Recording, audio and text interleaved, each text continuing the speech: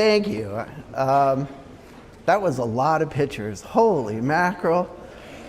What I liked about that video, and thank you, Tyler, for putting that together, was this career was certainly not about me. It's about all the somebodies that really helped me and helped this state get to where we're at today. And for me, it's hard to believe that in 2003, there was a small group of us that sat together and said, hey, you know, we need a website, and on that website, we need a Hall of Fame, and we need to take our state to the next level. And the hard work, and one of the people that I was thinking about while I was trying to write something for this speech was John Kerfman. The thousands of hours that John put in originally to get our website to where it could be today. John, I hope to see you up here one of these days, because your work to get us to where we're at today was outstanding. So thank you, John. But I have given John a hand. Guys like that put in so much work. Anyway, I've got a few people today I'd like to thank and then get off the stage. And I didn't write it. I did it in pictures, of which some of them you've seen to help me keep me along. But that's Tyler, of course, who I'm so proud of. Tyler would always say, don't call me your nephew. And I would say, hey, that's my nephew. And he would say, no, it's Tyler. And so I'm proud of my nephew. This is my wife. She supported me through most of my career, Libby. If you get anything out of today's meeting, one of the things that happened when I retired was I didn't realize how much time I was putting into the advocation. I didn't realize how much time you guys have to put into reading rule books, to going to classes, to being with the National Federation. And then when the season starts, we're gone Wednesday, Thursday, Friday, Saturday. Libby never said anything other than support me 100%, because she knew that's what it took to be where I wanted to be. So thank you, dear. And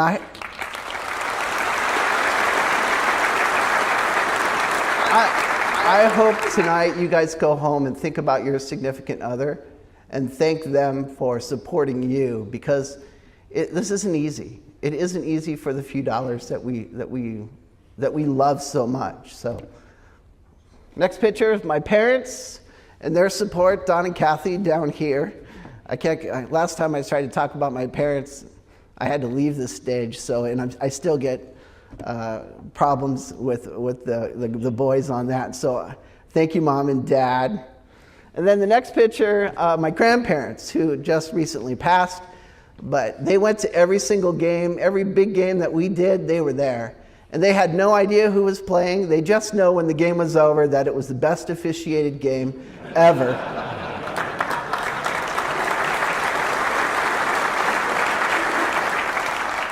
And then I want to talk a little bit about my mentor, Fritz Gorham, the legend Fritz Gorham. Because when I first started, I didn't know anybody. And I ended up at a rules meeting at Fritz's house, believe it or not. That's where the rules meetings were in Scottsdale back then.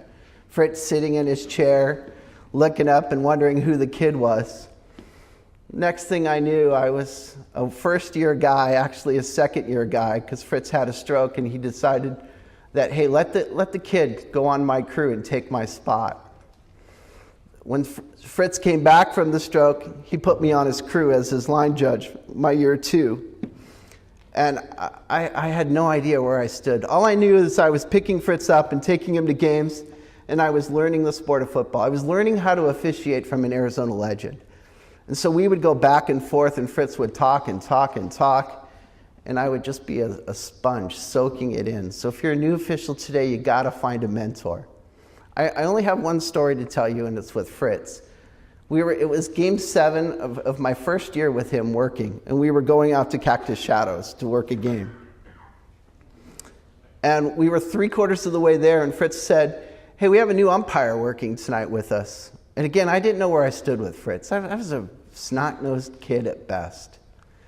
And I said, Fritz, who is it? And he said, I don't know him.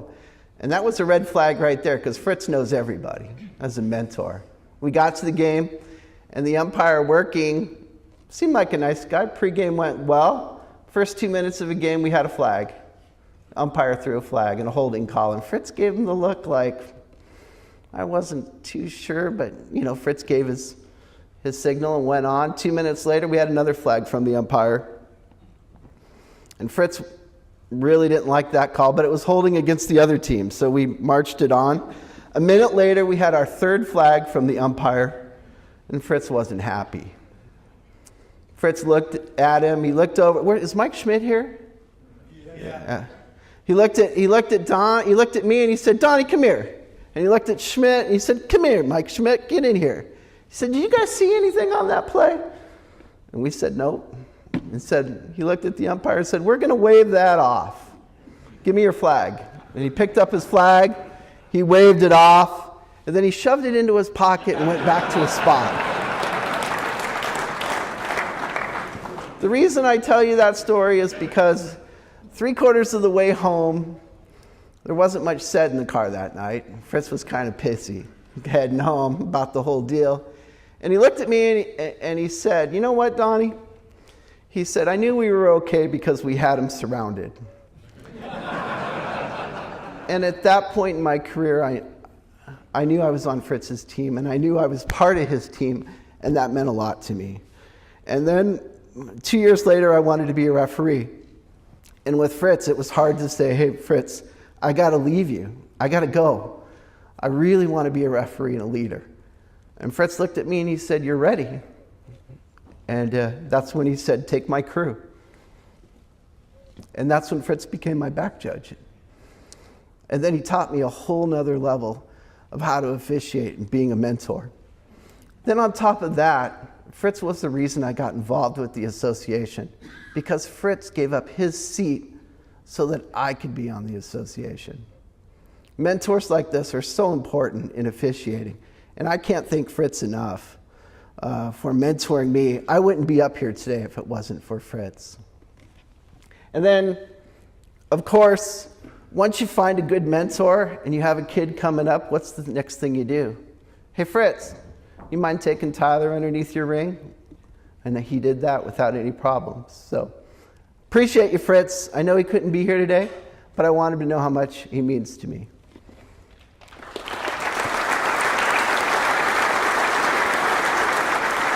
There's a few more people I want to thank, and then I'll get out of your hair.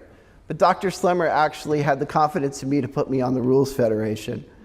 And Tyler was very nice in his words, but I was amazed when Dr. Slemmer took me to Indianapolis, how much rules knowledge he had being the executive director. It was amazing to me that this guy knew this much about football and never been on the field. But the two things that were more amazing to me were all the people that were coming to Dr. Slemmer and the reputation that Arizona was starting to have as being some of the best officials in the country. And so my big deal in the Federation was just to keep that momentum going. So I want to thank Dr. Slemmer. I also want to, there's a deal, you don't need to see that, keep going. I also want to thank Mr. Hines, who's the new AIA Executive Director. I've known David since he was an AD at a very prominent school. He has always been an AIA official's friend. The AIA is in great hands with David. He is going to lead for the AIA, and he is you. He has got your back. And so I'm excited about the future. Thank you, David. Mr. Guess, where are you at, Brian? I know he's around here somewhere. Gessner and I have been buddies for a long time. As he was involved in basketball leadership and me in football leadership, we've thrown ideas off of each other, and he's been a part of my career for 15 years. So I just wanted to thank you, Brian. I do want to say that this picture, this was football against basketball. That's Mike Pereira and Don Cerimeli versus Brian Gessner and Steve Javi, and football won. You just need to know that. All right, Jeannie. The one thing I missed about not working last year was being able to talk to Jeannie Cassover every week, because she just brings a smile and she's a calming to you that everything's okay. She's the best at what she does. And Jeannie, I just want to thank you.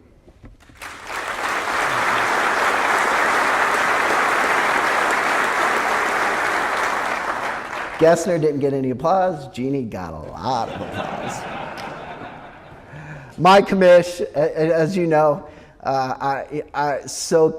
Gary, I was so proud to be on his team, and I wouldn't be standing up here if it wasn't for Gary. He is one of the top 50 NASA influential people, and I thought what he did off the field to support officials, if you guys had any look into just not what he did with you, but what was past you on a weekly basis, you would understand what a professional Gary was. And he taught me a lot more than just football. He taught me a lot about business. He taught me a lot about how to act and be professional, and I appreciate Gary Welchel. John McDonald, my friend John. Fritz was my mentor. John McDonald took me to another level.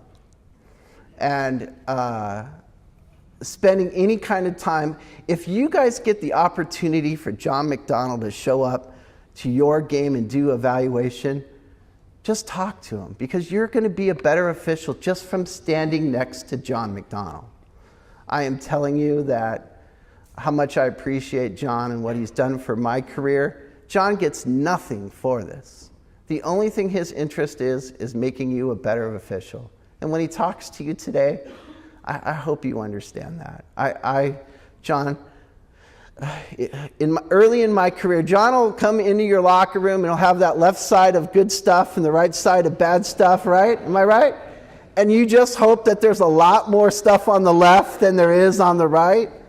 Early in my career, that's how I was. Don't let there be anything on the left side or the right side. Don't be anything on the right side. Be all good stuff.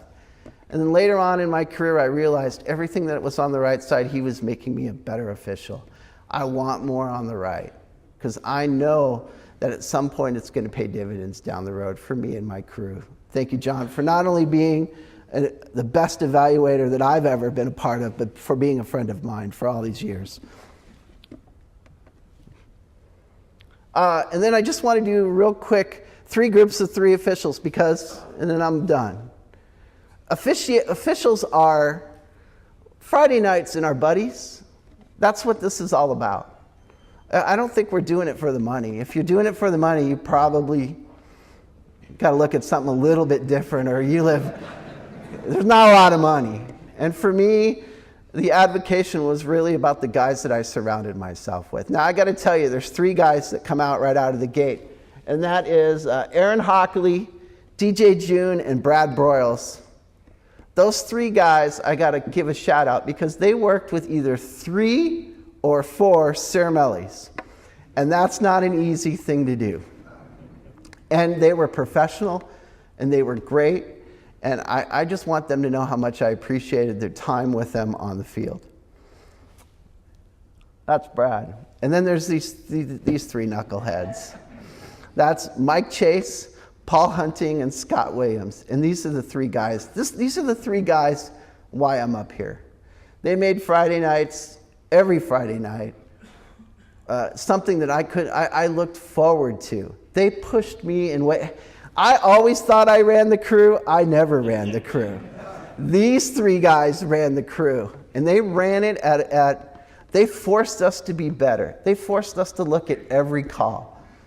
They forced us to talk about rules. It was these 3 guys, I can't tell you how much they mean to me.